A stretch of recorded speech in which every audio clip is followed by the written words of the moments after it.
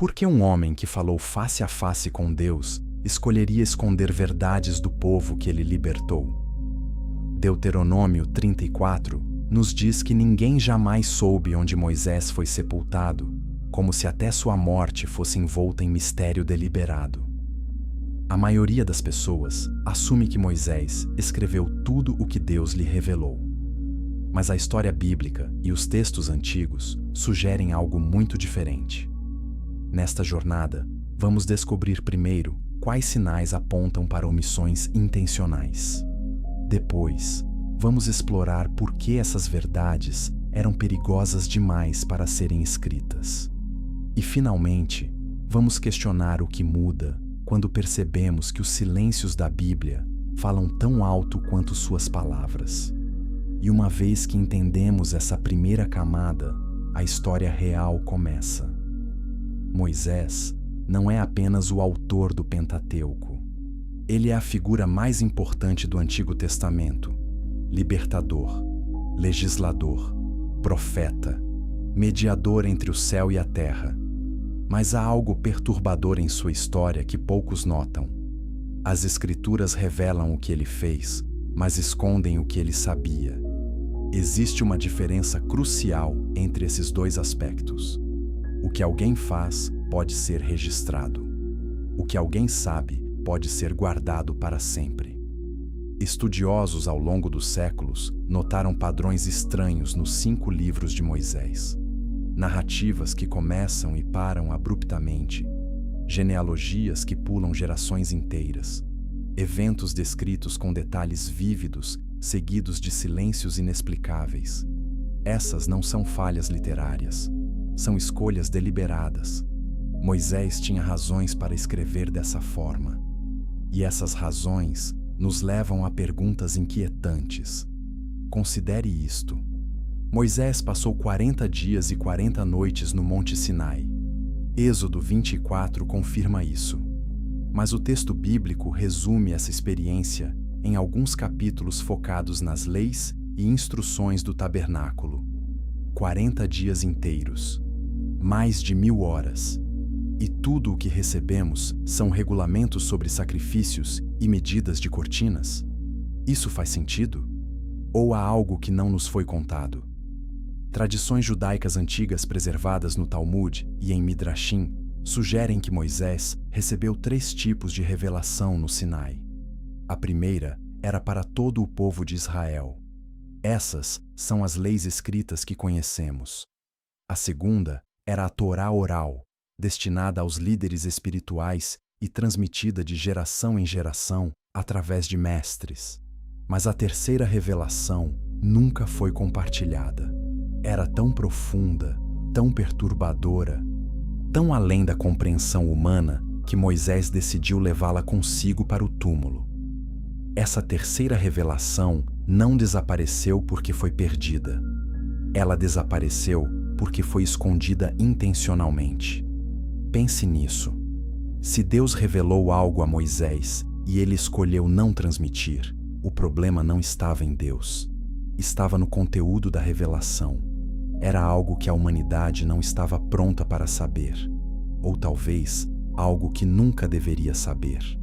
Alguns textos apócrifos e místicos judaicos mencionam que Moisés viu camadas de realidade que precederam a criação.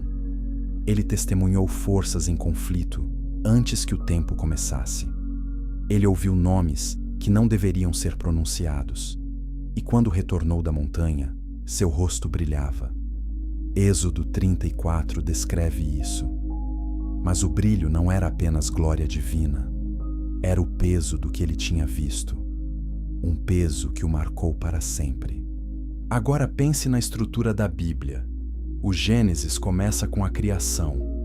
Mas Moisés não estava lá quando o mundo foi formado. Como ele soube o que escrever? A resposta tradicional é que Deus lhe contou. Mas e se Deus lhe contou mais do que está escrito? E se Moisés, ao escrever o Gênesis, deixou de fora detalhes cruciais, porque esses detalhes revelariam verdades que desestabilizariam a fé do povo? Há um versículo no Gênesis que intriga estudiosos há milênios. Gênesis 1, Um diz simplesmente: no princípio, Deus criou os céus e a terra.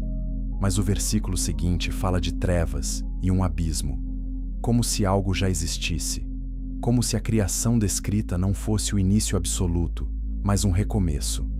Moisés sabia disso? E se sabia, por que não explicou? Inscreva-se no canal para descobrir mais revelações bíblicas que desafiam o que você pensava saber sobre as Escrituras. Porque o que vem a seguir vai abalar sua compreensão de Moisés e dos textos sagrados. Os rabinos medievais desenvolveram uma teoria chamada Tzimtzum, a ideia de que Deus se contraiu para criar espaço para o universo. Mas essa teoria levanta outra questão. Se Deus precisou se contrair, o que ocupava aquele espaço antes? Moisés tinha a resposta, e ele escolheu não escrevê-la, porque revelar o que existia antes da criação significaria admitir que o Gênesis não é o começo de tudo. É apenas o começo do que nos foi permitido saber. E isso nos leva a uma verdade desconfortável. Moisés não era apenas um escritor. Ele era um guardião. Ele protegia o povo de verdades que poderiam destruir sua fé. Ele filtrava o conhecimento divino através de sua própria sabedoria humana. E ao fazer isso, ele se tornou algo mais do que um profeta. Ele se tornou um censor designado por Deus. Mas o que acontece quando percebemos que a Bíblia que lemos é uma versão editada da revelação completa? O que muda em nossa fé?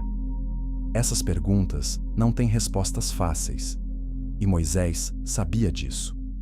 Por isso, ele escolheu o silêncio. Porque algumas verdades são mais seguras quando permanecem ocultas. E o primeiro segredo que Moisés escondeu está enterrado nas lacunas da Torá que ele escreveu. Capítulo 2. Os vazios inexplicáveis da Torá. A Torá começa com poder. No princípio, Deus criou os céus e a terra. 7 palavras em hebraico que mudaram a história humana. Mas logo surgem os silêncios. Gênesis 1, 2 descreve trevas sobre a face do abismo. E não há explicação de onde vieram essas trevas. Não há descrição do abismo. É como se Moisés tivesse começado a história no meio, pulando algo essencial. Estudiosos chamam isso de lacunas narrativas. Momentos em que o texto bíblico deveria explicar algo, mas não o faz. Essas lacunas não são erros, são escolhas literárias deliberadas. Moisés estava escondendo informações, e quanto mais você estuda a Torá, mais lacunas você encontra. Considere a história de Caim e Abel. Gênesis 4 nos diz que Caim matou seu irmão. Mas antes disso, há uma frase estranha. E falou Caim com o seu irmão Abel. O texto não diz o que Caim falou. Há um espaço em branco. Algo foi dito, algo importante. Mas Moisés não registrou. Por quê? Porque as palavras de Caim revelavam algo sobre a natureza do mal que era melhor deixar sem nome. Outra lacuna intrigante aparece em Gênesis 6. O texto menciona os Nefilim. Naqueles dias, havia gigantes na terra. Uma única linha, sem explicação de quem eram, de onde vieram, por que existiam. Textos apócrifos como o livro de Enoque tentam preencher essa lacuna, descrevendo anjos caídos que se misturaram com humanos. Mas Moisés não escreveu nada disso no Gênesis. Ele mencionou os Nefilim e seguiu em frente, como se não quisesse chamar atenção para eles. Por que Moisés faria isso? Uma teoria é que ele estava protegendo o povo de conhecimento perigoso. Se ele tivesse explicado completamente a origem dos Nefilim, teria que admitir que entidades celestiais rebeldes interferiram na criação humana. Isso complicaria a narrativa de um Deus único e soberano. Então, ele simplificou.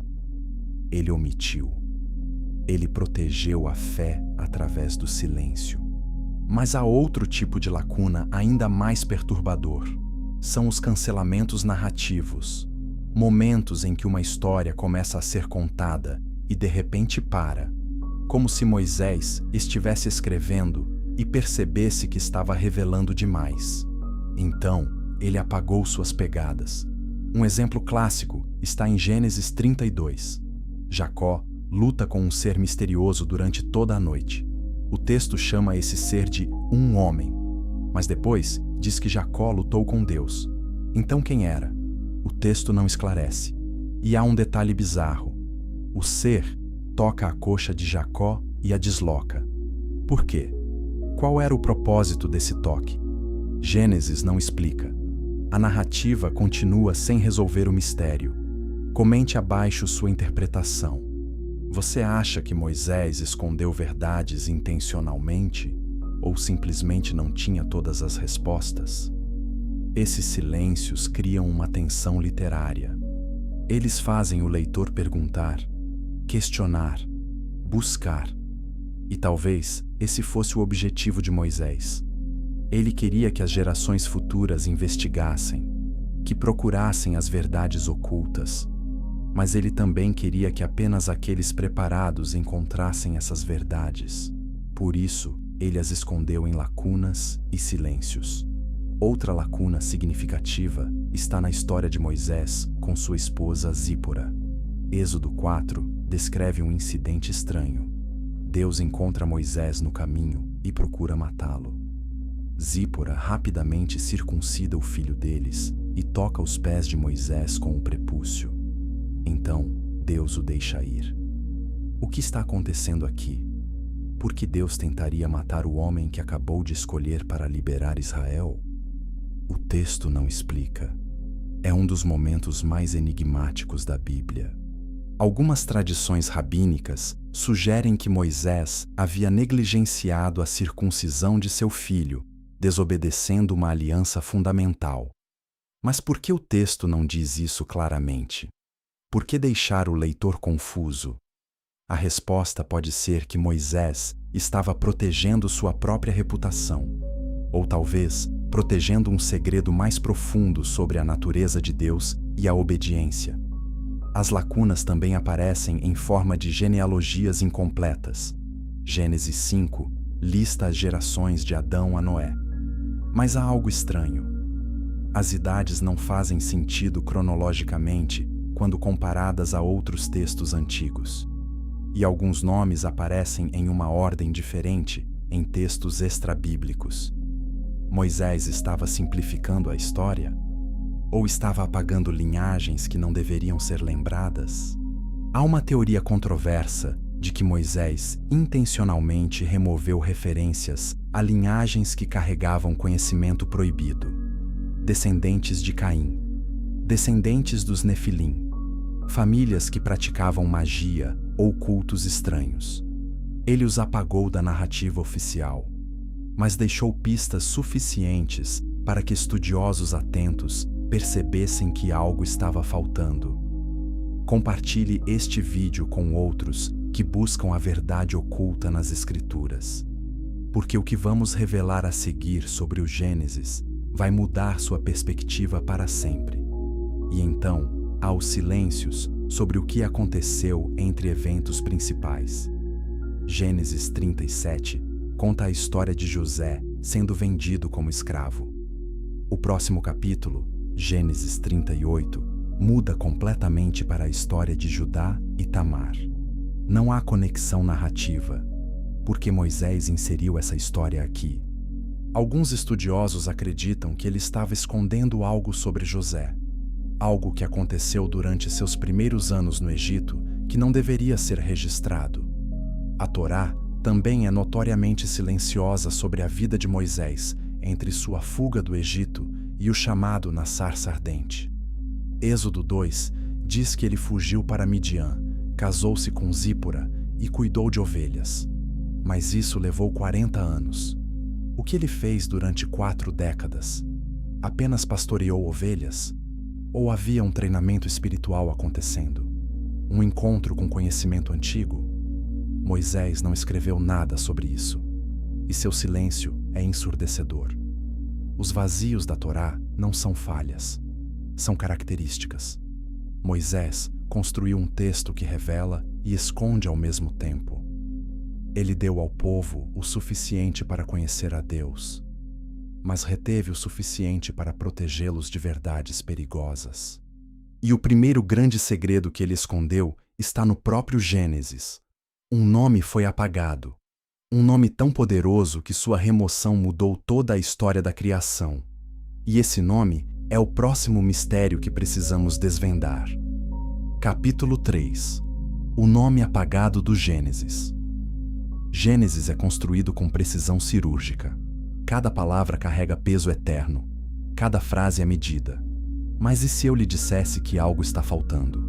Não uma palavra, não uma frase, mas um nome. Um nome tão poderoso que Moisés decidiu apagá-lo completamente da narrativa da criação. E esse nome pertencia a uma entidade que existia antes de Adão. Tradições extrabíblicas preservadas em textos místicos judaicos falam de seres criados antes da humanidade. Não anjos, algo diferente. Seres que habitavam a terra antes de Gênesis 1, 2, antes das trevas sobre o abismo. Esses seres tinham nomes, e um desses nomes era tão significativo que sua presença na Bíblia teria mudado tudo. Estudiosos do hebraico antigo notaram algo peculiar no texto de Gênesis. Há alternâncias estranhas entre dois nomes de Deus, Elohim e YHWH. Gênesis 1 usa exclusivamente Elohim. Gênesis 2 introduz YHWH Elohim. Por quê? A resposta tradicional é que esses nomes representam aspectos diferentes de Deus. Elohim como Criador poderoso, e YHWH como Deus pessoal e relacional. Mas há outra teoria, uma teoria controversa. Alguns místicos judeus antigos acreditavam que a alternância de nomes não era estilística, era código. Moisés estava sinalizando que havia conflito na narrativa. Não conflito entre deuses, mas conflito entre forças que existiam antes da criação humana. E para esconder esse conflito, ele precisou remover um nome da história. Qual era esse nome? Textos gnósticos e apócrifos preservam fragmentos de tradições sobre um ser chamado de diferentes formas em diferentes culturas. Alguns o chamam de o primeiro rebelde, outros de o príncipe do caos. Mas o mais intrigante é que alguns textos judaicos antigos sugerem que esse ser estava presente durante a criação, não como criador, mas como testemunha, e sua presença complicava a narrativa. Dê like se esta revelação está abrindo seus olhos para mistérios escondidos na Bíblia, porque o que vem a seguir vai ainda mais fundo. Moisés, ao escrever Gênesis, tinha uma escolha. Ele poderia incluir referências a esse ser e arriscar confundir o povo, ou ele poderia apagá-lo e criar uma narrativa limpa de um único Deus, criando ordem do caos. Ele escolheu a segunda opção, mas deixou pistas. Uma das pistas está em Gênesis 1, 2. E a terra era sem forma e vazia. Em hebraico, tohu va-vohu, caos e vazio. Mas por que a terra estaria em caos se Deus acabou de criá-la? A resposta tradicional é que isso descreve um estado pré-criação. Mas e se descreve um estado pós-destruição? E se algo aconteceu entre Gênesis 1, 1 e 1, 2? Algo que Moisés decidiu não explicar? Há uma teoria chamada Teoria da Lacuna, que sugere exatamente isso. Entre, no princípio Deus criou os céus e a terra, e a terra era sem forma e vazia, houve um evento catastrófico, uma rebelião, uma guerra, uma destruição que reduziu a criação original ao caos. E então Deus recomeçou. Mas Moisés não registrou os detalhes dessa primeira criação ou da destruição que a seguiu. Por que não? Porque incluir essa história significaria admitir que houve falha na criação original, que algo deu errado antes de Adão, e isso enfraqueceria a narrativa de um Deus onipotente e infalível. Então, Moisés simplificou. Ele pulou do início diretamente para o recomeço. e no processo, ele apagou o nome da entidade responsável pela destruição intermediária. Outra pista está na criação dos seres humanos. Gênesis 1, 26 diz: façamos o homem à nossa imagem. Façamos. Plural. Quem mais estava lá? A explicação tradicional é que Deus estava falando consigo mesmo ou com a corte celestial de anjos. Mas textos místicos sugerem algo mais complexo, que havia outras inteligências presentes durante a criação humana, e uma delas tinha objeções.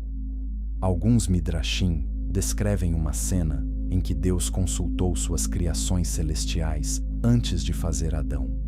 Alguns aprovaram, outros se opuseram. Um em particular argumentou que os humanos trariam apenas pecado e destruição. Deus criou o homem de qualquer forma, mas o nome desse opositor foi removido do Gênesis. Moisés não queria que o povo soubesse que houve resistência celestial à criação da humanidade. Inscreva-se para não perder as próximas revelações sobre os mistérios que Moisés escondeu da Bíblia. E há algo ainda mais perturbador. Gênesis 6, 4 menciona os Nefilim, dizendo que os filhos de Deus viram que as filhas dos homens eram formosas. Quem eram esses filhos de Deus? A interpretação tradicional é que eram anjos, mas alguns textos antigos preservam uma tradição diferente, que filhos de Deus era um título dado a seres criados na primeira criação, seres que sobreviveram à destruição e permaneceram na terra, e quando viram os humanos, se misturaram com eles. Moisés mencionou os Nefilim brevemente, mas não explicou sua origem completa. Não nomeou seus pais celestiais, porque fazer isso seria admitir que a terra tinha habitantes não humanos quando Adão foi criado. E isso complicaria demais a narrativa simples de Deus, criando o mundo em 6 dias. Então, o nome foi apagado. A entidade que estava presente antes de Adão, que testemunhou a primeira criação e sua destruição, que se opôs à criação da humanidade, que talvez tenha até influenciado a queda no Éden. Seu nome foi removido sistematicamente do Gênesis, mas seu impacto permaneceu, nas lacunas, nos silêncios, nas perguntas sem resposta. E isso nos leva a uma conclusão desconfortável. Gênesis não é a história completa da criação, é a versão editada. A versão que Moisés considerou segura para o povo conhecer. A versão completa, com todos os nomes e todos os conflitos, permaneceu oculta, levada por Moisés para seu túmulo desconhecido. E o próximo segredo que ele escondeu aconteceu no Monte Sinai durante 40 dias e 40 noites, que mudaram tudo. Capítulo 4. Os 40 dias perdidos no Sinai. Êxodo 24, 18 registra que Moisés subiu ao Monte Sinai e permaneceu lá 40 dias e 40 noites. 1060 horas. 63.600 minutos. E tudo o que recebemos no texto bíblico são instruções sobre o tabernáculo, leis sobre sacrifícios e os 10 mandamentos. Isso realmente resume 40 dias na presença direta de Deus? Ou algo mais aconteceu? Tradições judaicas antigas preservadas em midrashim e textos cabalísticos pintam um quadro muito diferente. Elas descrevem o Monte Sinai não apenas como um local físico, mas como um portal, um lugar onde as barreiras entre o céu e a terra se tornaram finas, onde Moisés não apenas ouviu Deus, mas viu camadas de realidade que humanos normalmente não podem perceber. O Talmud preserva uma tradição de que Moisés, durante sua subida, passou por 7 céus. Cada céu revelava mistérios maiores. No primeiro céu, ele viu anjos da ordem mais baixa. No segundo, viu as estrelas e seus guardiões. No terceiro, viu o jardim do Éden e o inferno. E assim por diante, subindo através de revelações cada vez mais profundas, até chegar à presença do trono divino. Mas o que ele viu lá? O texto bíblico não diz. Êxodo foca nas instruções práticas que Moisés trouxe de volta. As medidas do tabernáculo, os materiais necessários, as vestes sacerdotais, e tudo muito específico, mas nada sobre o que Moisés experimentou pessoalmente, nada sobre o que ele sentiu, nada sobre o que ele aprendeu além das leis. Comente abaixo. Você acha que Moisés viu coisas que foram deliberadamente omitidas da Bíblia? Há uma tradição perturbadora em alguns midrashim mais sombrios. Ela sugere que durante sua estadia no Sinai, Moisés encontrou não apenas a glória divina, mas também uma presença oposta. Não exatamente o mal, mas algo que testava, algo que questionava, uma sombra na luz. E esse encontro mudou Moisés profundamente. Quando Moisés desceu da montanha, Êxodo 34, 29, diz que seu rosto brilhava. O povo tinha medo de se aproximar dele. Ele precisou cobrir seu rosto com um véu. Mas alguns textos antigos sugerem que o brilho não era apenas glória, era também trauma. Moisés tinha visto algo que nenhum ser humano deveria ver, e isso o marcou fisicamente. Há descrições em textos apócrifos de que Moisés, após o Sinai, tinha dificuldade para dormir, que ele tremia ao pronunciar certas palavras, que evitava falar sobre partes específicas de sua experiência, como se houvesse áreas proibidas demais para serem verbalizadas. E quando os anciãos lhe perguntavam sobre o que havia acontecido no topo da montanha, ele desviava, mudava de assunto, oferecia detalhes práticos, mas guardava as experiências pessoais. Por que esse silêncio? Uma teoria é que Moisés foi instruído a não revelar tudo, que algumas revelações eram apenas para ele, que compartilhá-las violaria um pacto sagrado. Mas há outra teoria mais perturbadora, que Moisés escolheu não contar porque o que ele viu desafiaria a compreensão do povo sobre Deus, que revelaria aspectos da divindade que eram aterrorizantes, que mostrariam que Deus é mais complexo, mais vasto, mais além da compreensão humana do que qualquer teologia poderia conter. Dê like se você quer descobrir mais sobre os mistérios ocultos do Monte Sinai. Textos cabalísticos descrevem que Moisés, no cume, recebeu não apenas a Torá escrita, mas também a Torá oral, e um terceiro tipo de conhecimento chamado Sod, o segredo. Esse conhecimento secreto não era para ser escrito, não era para ser ensinado abertamente, era para ser transmitido apenas de mestre para discípulo, em sussurros, através de gerações. E parte desse conhecimento tratava da natureza do mal, da origem do sofrimento e do papel das forças opostas no plano divino. Imagine Moisés no topo da montanha, cercado por nuvens e relâmpagos, trovões ecoando, e então o silêncio. Um silêncio tão profundo que ele podia ouvir seus próprios pensamentos como se fossem gritos. E nesse silêncio, uma voz. Mas não apenas uma voz, camadas de vozes, realidades sobrepostas, tempos se entrelaçando, passado, presente e futuro coexistindo.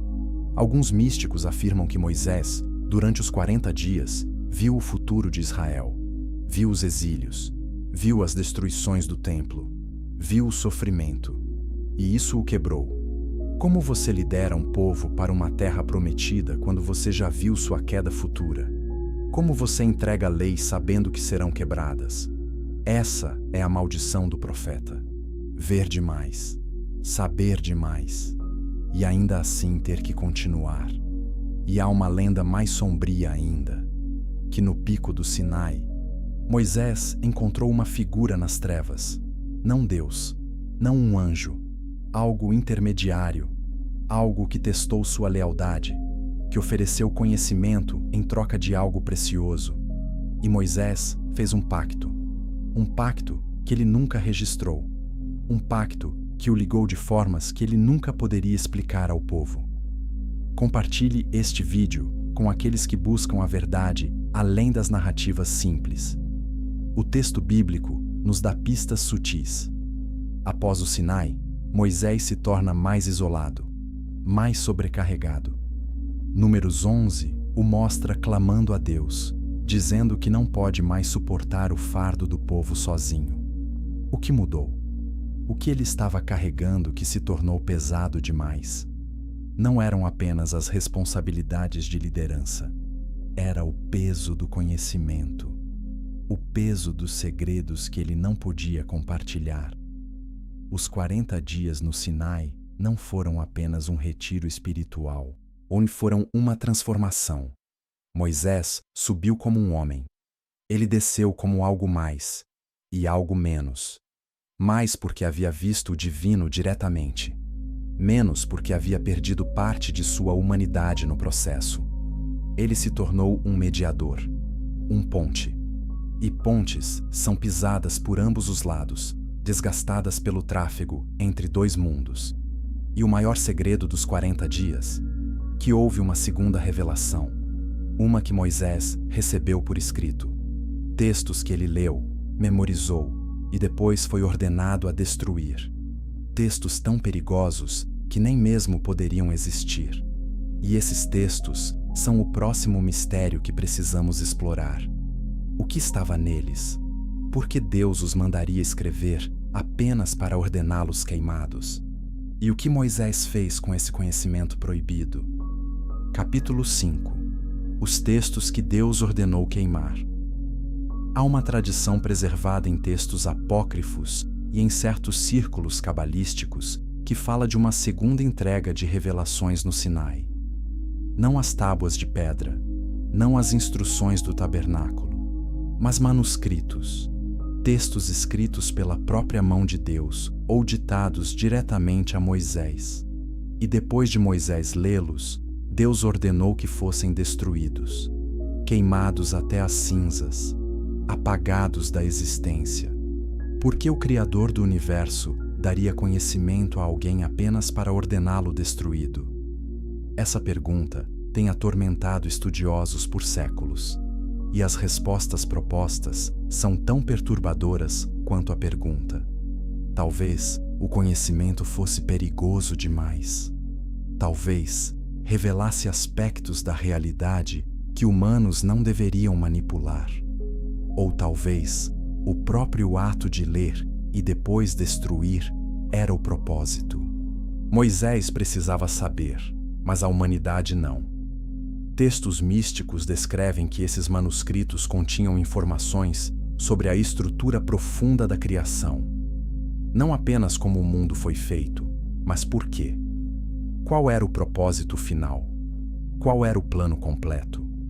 E, crucialmente, qual era o papel das forças opositoras nesse plano? Se Deus é onipotente e bom, por que permitir o mal? Essas respostas estavam nos textos, e elas eram complexas demais, contraditórias demais para a teologia simples que o povo de Israel precisava. Inscreva-se agora para não perder nenhuma revelação sobre os segredos ocultos das Escrituras. Imagine Moisés segurando esses manuscritos, suas mãos tremendo, seus olhos lendo palavras que reformulam toda a sua compreensão de Deus, do bem, do mal, do destino humano. E então, a ordem: queime-os. Ele deve ter hesitado, ou deve ter perguntado por quê. E talvez a resposta tenha sido: porque o conhecimento sem maturidade é destruição, e a humanidade não está pronta. Há uma tradição de que antes de queimar os textos, Moisés os memorizou, palavra por palavra. Ele carregou esse conhecimento em sua mente pelo resto de sua vida. E isso explica muito sobre seu comportamento posterior, sua solidão, seu fardo, sua recusa em entrar na terra prometida. Talvez ele soubesse que seu papel era temporário, que ele era apenas um canal, não o destino final. Mas o que exatamente estava nesses textos? Fragmentos de tradições preservadas em várias fontes oferecem pistas. Primeiro, havia revelações sobre o pré-tempo, o que existia antes de Gênesis 1:1. Não apenas Deus, mas estruturas, potencialidades, forças que precederam a criação material. Essas revelações teriam destruído a narrativa simples de um início absoluto. Segundo, havia informações sobre outras criações. Mundos que Deus criou antes deste. Mundos que falharam.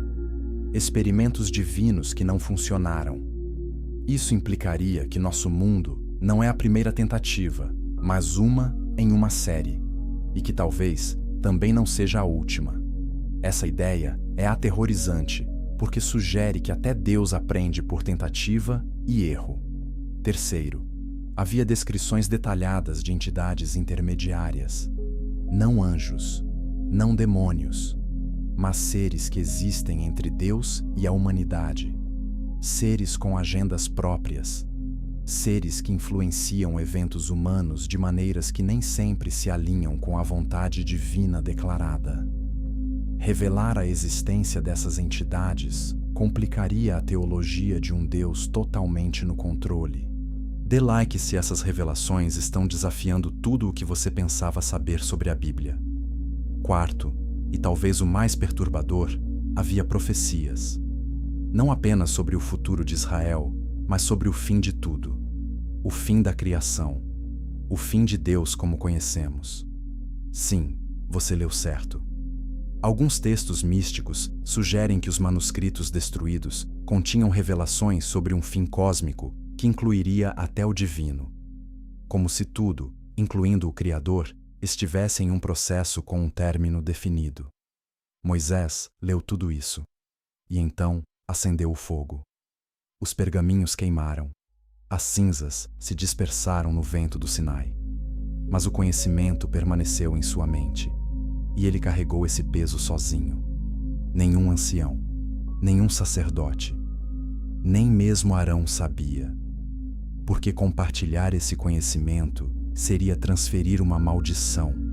Há uma teoria de que Moisés tentou codificar parte desse conhecimento proibido na Torá. Não em palavras diretas, mas em estruturas, em padrões numéricos, em arranjos de letras, códigos que apenas aqueles com olhos para ver poderiam decifrar. Essa é a base da Cabala, o misticismo judaico que busca significados ocultos no texto sagrado. Mas por que codificar se Deus ordenou destruir?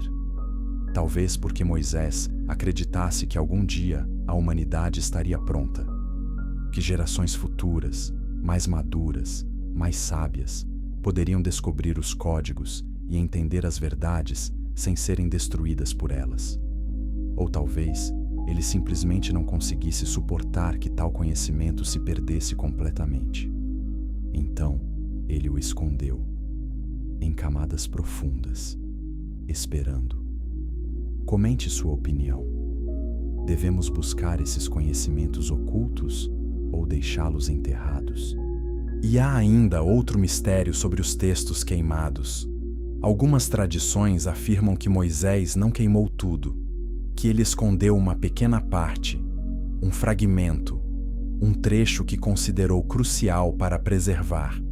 E esse fragmento foi passado secretamente através de uma linhagem de místicos, de geração em geração, nunca escrito, sempre oral, até hoje. Se isso for verdade, em algum lugar ainda existe alguém que carrega as palavras dos textos que Deus ordenou destruir.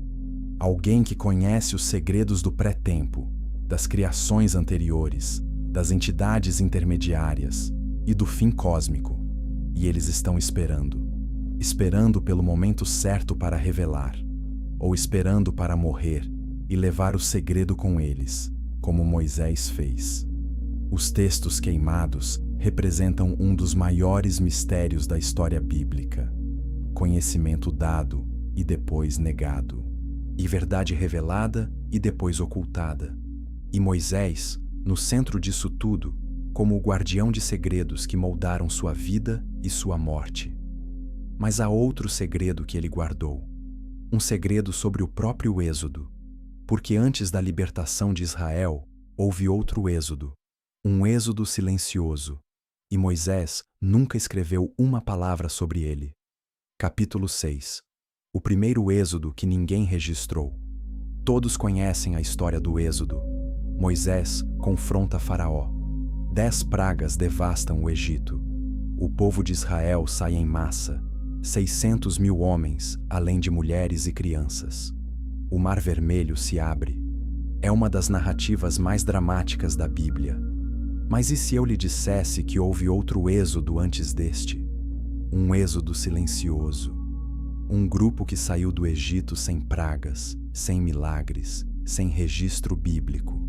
E Moisés sabia, e escolheu não escrever sobre eles.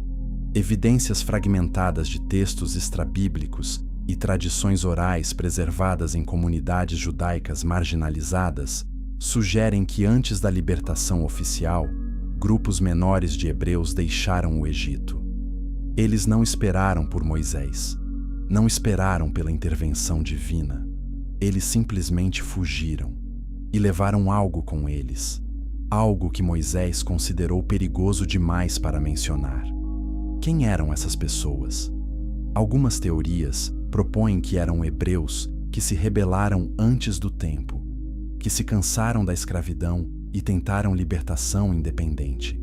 Outras teorias mais controversas sugerem que eram egípcios, não hebreus, mas egípcios iniciados em conhecimentos antigos, sacerdotes de cultos marginais, magos, pessoas que praticavam artes que Moisés mais tarde condenaria como abominações. E há uma terceira teoria, ainda mais perturbadora, e que esse grupo era de linhagem mista, descendentes de uniões entre hebreus e outras entidades, talvez descendentes dos Nefilim, os gigantes mencionados em Gênesis. Essa linhagem carregava sangue que não era totalmente humano, e eles deixaram o Egito para escapar, não da escravidão, mas do julgamento que viria sobre a terra. Compartilhe este vídeo para ajudar outros a descobrir as verdades ocultas da história bíblica. Por que Moisés omitiria essa informação? A resposta mais simples é que reconhecer outro êxodo enfraqueceria a narrativa do êxodo oficial. Se outros conseguiram sair sem intervenção divina, isso diminui o milagre. Mas há uma razão mais profunda. Esse primeiro êxodo representava uma contaminação espiritual. Eles levaram consigo práticas, crenças e conhecimentos que Moisés estava tentando erradicar de Israel. Textos apócrifos e algumas tradições gnósticas preservam histórias de um grupo que saiu do Egito levando artefatos sagrados roubados. Não apenas ouro e prata, como Israel mais tarde levaria legitimamente, mas objetos de poder, talismãs, textos mágicos, objetos usados em rituais proibidos. Esses artefatos tinham que ser mantidos longe de Israel, e a única maneira de garantir isso era apagar o grupo completamente da narrativa. Há outra dimensão para esse mistério. Alguns estudiosos, comparando o livro do Êxodo com textos históricos egípcios e outras fontes antigas, notaram discrepâncias temporais, eventos que não se alinham perfeitamente, como se houvesse duas saídas do Egito em tempos diferentes.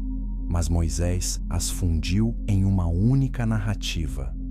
Ele condensou a história, removeu o primeiro êxodo e focou apenas no segundo, o que envolveu seu povo diretamente. Inscreva-se para continuar explorando os segredos que Moisés ocultou da Bíblia. Mas o que aconteceu com o grupo do primeiro êxodo? Tradições fragmentadas sugerem que eles se estabeleceram em regiões remotas. Alguns talvez tenham ido para o norte, para a Síria ou além.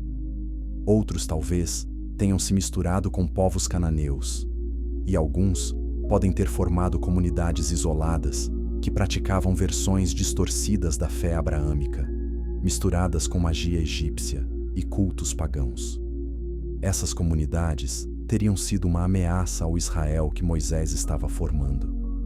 Israel precisava de identidade clara, monoteísmo puro, separação de práticas pagãs.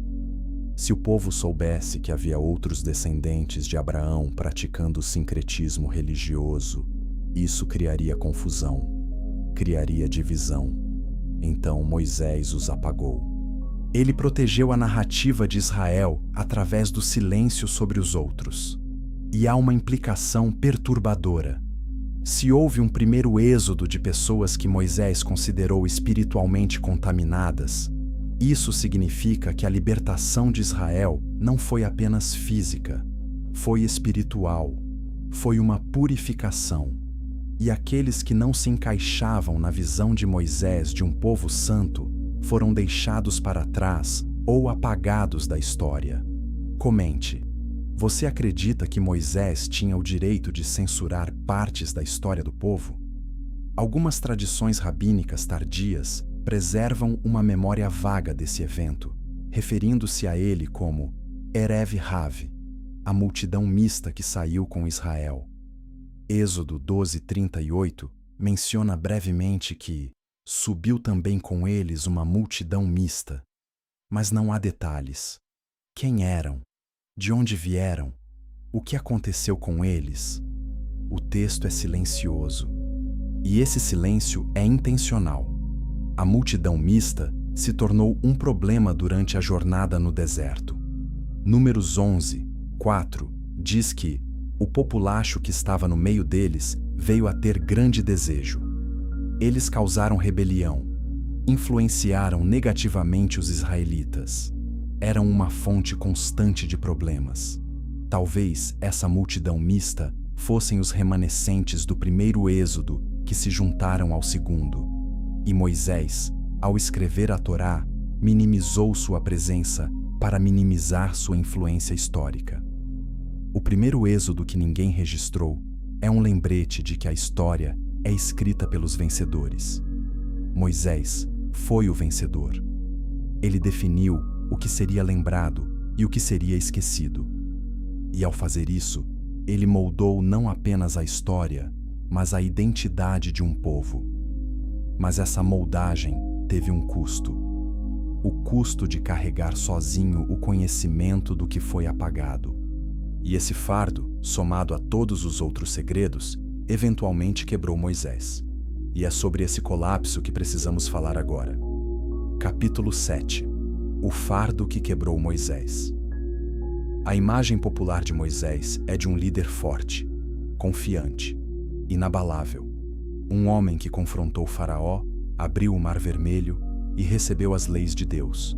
Um herói. Mas há passagens na Bíblia que revelam um Moisés muito diferente. Um homem quebrado, exausto, desesperado. E essas passagens nos mostram o custo real de carregar tantos segredos. Números 11:10-15 registram um momento perturbador. O povo está reclamando. Eles querem carne. Moisés ouve suas queixas e então algo dentro dele se rompe. Ele clama a Deus: "Por que fizeste mal a teu servo? Eu sozinho não posso levar todo este povo, porque me é pesado demais. Se assim me fazes, mata-me. Aí eu te peço." Moisés está pedindo a Deus para matá-lo. Esse não é um momento de fraqueza passageira. É desespero profundo. O que quebrou Moisés? A resposta superficial é a liderança. Liderar milhões de pessoas através do deserto é esmagador. Mas há algo mais profundo acontecendo aqui. O texto diz que o fardo é pesado demais. Não apenas difícil, pesado.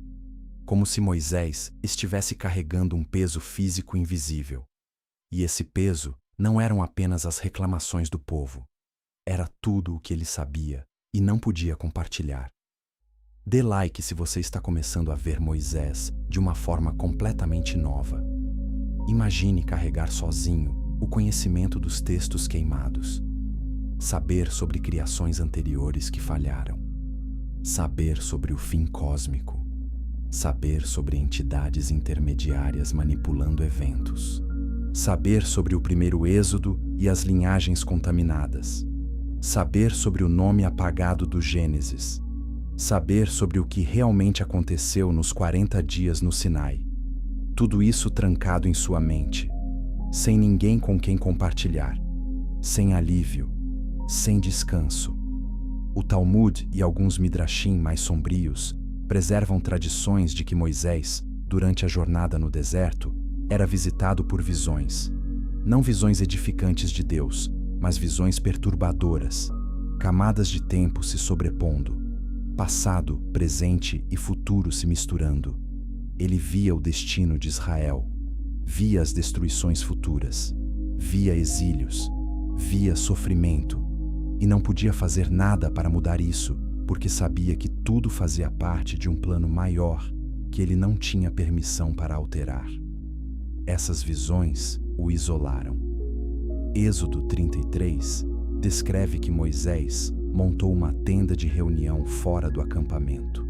Lá ele encontrava Deus, mas também era onde ele ficava sozinho, separado do povo, um mediador solitário. A tenda simboliza sua solidão. Ele estava perto de Deus, mas distante dos humanos. Perto dos humanos, mas distante de Deus, em um espaço intermediário. E esse espaço intermediário é um lugar de tormento. Há outra passagem reveladora, em Números 12. Arão e Miriam, irmãos de Moisés, falam contra ele. Eles questionam sua liderança. E Deus defende Moisés, dizendo que ele é diferente de outros profetas. Deus fala com ele face a face, não em visões ou sonhos. Mas então, Deus diz algo intrigante. Com ele falo boca a boca, claramente, e não por enigmas. Ele vê a forma do Senhor. Ver a forma de Deus. O que isso significa? Teologicamente, Deus é espírito, sem forma. Mas Moisés viu algo, uma forma, uma manifestação, e ver isso mudou-o. E Deuteronômio 34, 10 confirma. Nunca mais se levantou em Israel profeta algum como Moisés, com quem o Senhor houvesse tratado face a face.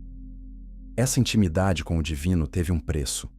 Moisés viu demais, conheceu demais, e isso o separou para sempre da humanidade comum. Comente. Você acha que é possível conhecer demais sobre Deus? Existe um ponto onde o conhecimento se torna uma maldição? E há o mistério de sua morte.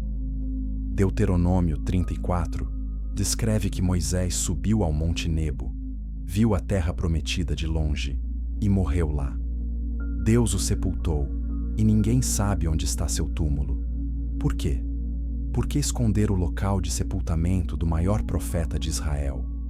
Uma teoria é evitar que se tornasse um santuário de idolatria. Mas há outra teoria mais sombria. Alguns textos apócrifos, especialmente a Assunção de Moisés, preservam uma tradição de que houve uma batalha espiritual sobre o corpo de Moisés. O arcanjo Miguel e o diabo disputaram seu corpo. Não está claro por quê, mas sugere que Moisés, mesmo na morte, era significativo de maneiras que vão além do comum. Talvez porque ele carregava segredos que não deveriam ser acessados através de necromancia ou rituais com seus restos mortais. Moisés não teve permissão para entrar na Terra Prometida. Oficialmente, foi porque ele desobedeceu a Deus ao bater na rocha em vez de falar com ela. Números 20. Mas essa punição parece desproporcional. Um único erro após décadas de serviço fiel. Há algo mais. Talvez Moisés não pudesse entrar porque ele carregava a contaminação espiritual dos segredos que guardava. Talvez a terra prometida precisasse começar limpa, sem o peso do conhecimento proibido que Moisés carregava. Ou talvez Moisés escolheu não entrar.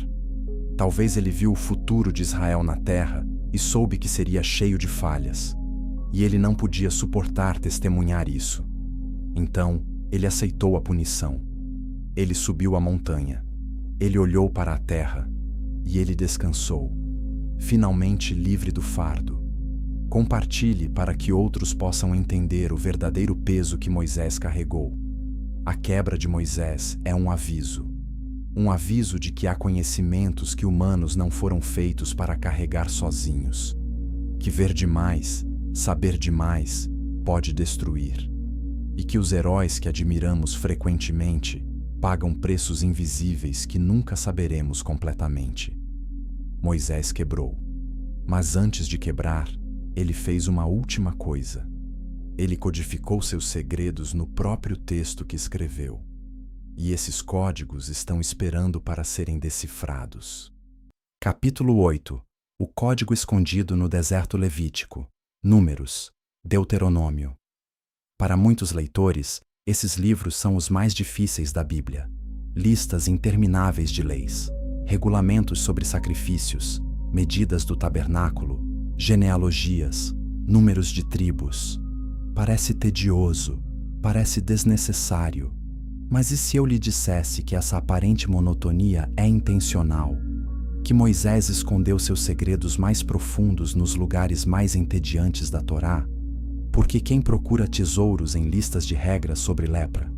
A Cabala, o misticismo judaico, ensina que a Torá tem 4 níveis de significado. Peshat, o significado literal. Remes, o significado alusivo. Derash, o significado interpretativo. E Sod, o significado secreto. A maioria dos leitores fica no Peshat. Alguns aventureiros chegam ao Derash. Mas o Sod é onde os verdadeiros segredos estão. E Moisés escondeu o Sod nos lugares mais improváveis. Estudiosos de misticismo hebraico notaram padrões numéricos estranhos na Torá. Repetições de certas palavras. Sequências de letras que, quando extraídas, formam mensagens ocultas. Isso não é fantasia conspiratória. É uma disciplina reconhecida chamada gematria, onde cada letra hebraica tem um valor numérico.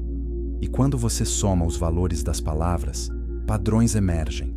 Por exemplo, a palavra Bereshit, no princípio, a primeira palavra de Gênesis, tem o valor numérico de 2701. Esse número é o produto de 73 vezes 37, ambos números primos, e o número 37 aparece repetidamente em contextos-chave na Torá.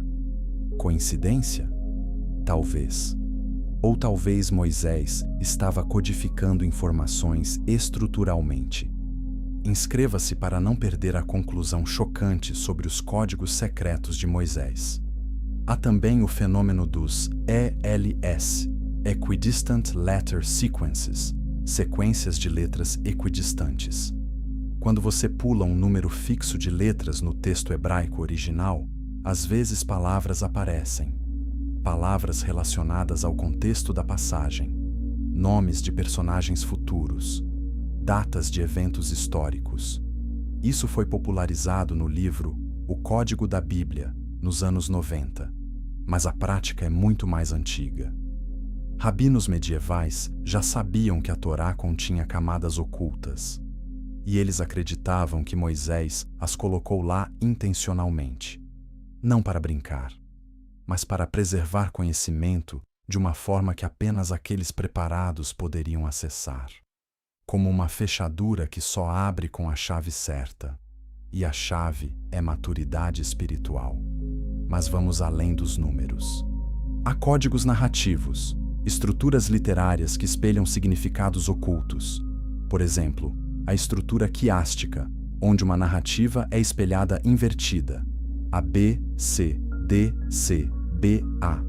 Essa estrutura aparece em várias passagens da Torá, e o ponto central, o D, é sempre onde a mensagem mais profunda está. Moisés usava essa técnica para destacar verdades ocultas, sem declará-las abertamente. Considere a narrativa do bezerro de ouro em Êxodo 32. Superficialmente, é sobre idolatria e punição. Mas quando você analisa a estrutura quiástica, o centro da narrativa não é a idolatria. É Moisés no meio, intercedendo, arriscando sua própria salvação pelo povo. Isso revela que a verdadeira mensagem não é sobre punição, mas sobre mediação e sacrifício. Moisés estava ensinando algo sobre a natureza de Deus e do perdão que vai além do texto superficial. Há também códigos em aparentes repetições desnecessárias. A Torá às vezes repete a mesma história ou lei com ligeiras variações. Os críticos textuais veem isso como evidência de múltiplas fontes compiladas, mas místicos veem isso como intencional. Cada repetição adiciona uma camada de significado, uma nuance, uma pista para o leitor atento de que há mais acontecendo. Dê like se você está fascinado pelos códigos ocultos que Moisés deixou para nós. E então, há os silêncios codificados, lugares onde algo deveria ser dito, mas não é. Esses silêncios não são vazios, são espaços carregados, espaços onde o leitor deve pausar e perguntar: por que isso não foi explicado? E ao fazer essa pergunta, o leitor começa a buscar, e a busca é o objetivo. Moisés não queria leitores passivos, ele queria buscadores ativos. Um exemplo poderoso está em Deuteronômio 34, o último capítulo da Torá. Descreve a morte de Moisés. Mas quem escreveu isso? Moisés não poderia escrever sobre sua própria morte. Tradições rabínicas dizem que Josué completou esse capítulo. Mas há uma teoria mais mística, que Moisés, em um estado profético, escreveu sobre sua própria morte antes que acontecesse. E ao fazer isso, ele estava demonstrando que os profetas existem além do tempo linear, que eles veem passado, presente e futuro simultaneamente. Essa é a última camada do código, que a própria Torá é não linear, que Gênesis não é apenas sobre o passado, Êxodo não é apenas sobre libertação histórica, Levítico não é apenas sobre leis antigas, Números não é apenas sobre jornadas no deserto, Deuteronômio não é apenas sobre a morte de Moisés. Cada livro, cada capítulo, ou cada versículo existe em todas as dimensões do tempo. Eles falam ao passado, presente e futuro simultaneamente.